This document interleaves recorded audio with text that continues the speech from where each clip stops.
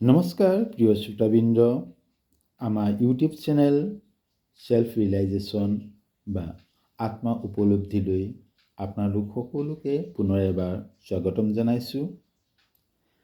আজি আমাৰ আলোচনাৰ বিষয়বস্তু হ'ল মই। প্ৰকৃততে মই কোন? মই কি? মই ক'ৰ পৰা? মোৰ অস্তিত্ব কি?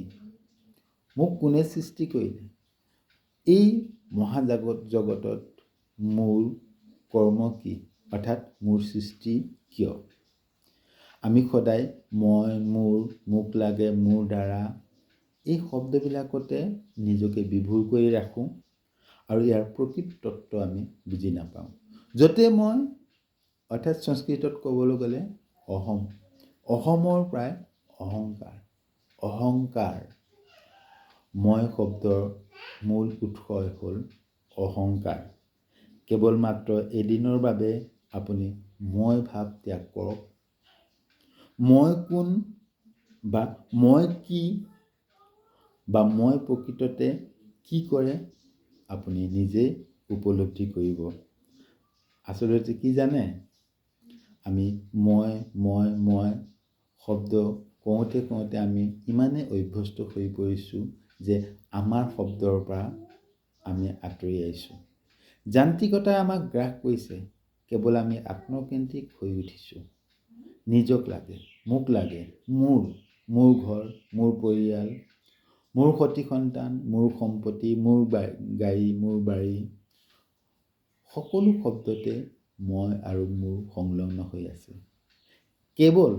কেৱল মাত্ৰ এটা দিনৰ বাবে আপুনি মই ভাৱ ত্যাগ কৰক আৰু আপুনি নিজেই উপলব্ধি কৰিবলৈ সক্ষম হ'ব প্ৰকৃততে মই কোন। অৰ্থাৎ মই ভাৱ ত্যাগ আপুনি কেনেকৈ কৰিব? মইতো আছোৱেই, মই নিজকে ত্যাগ কৰিম নেকি? নহয়, মই সেইটো ক'ব বিচৰা নাই।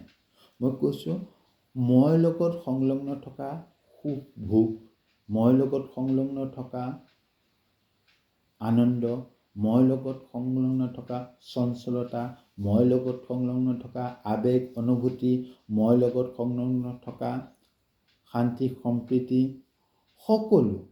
সকলো কেৱল মাত্ৰ এটা দিনৰ বাবে আপুনি ত্যাগ কৰি চাওক আৰু ভাবক মই এই বিশ্বব্ৰহ্মাণ্ডৰ সকলো প্ৰাণীৰ মাজৰ এটি অংশ।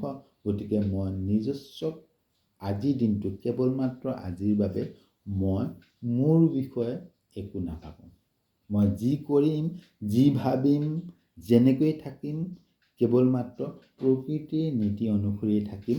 মই বা মোৰ বুলি কোনো অগ্ৰাধিকাৰ নিদিয়াকৈ এটা দিন কেৱল মাত্ৰ মই অতিবাহিত কৰিম। আপুনি এটা দিনতে উপলব্ধি কৰিবলৈ সক্ষম হ'ব প্ৰকৃততে আমি সদায় কৈ থকা সেই মই কোন। ধন্যবাদ সকলোকে।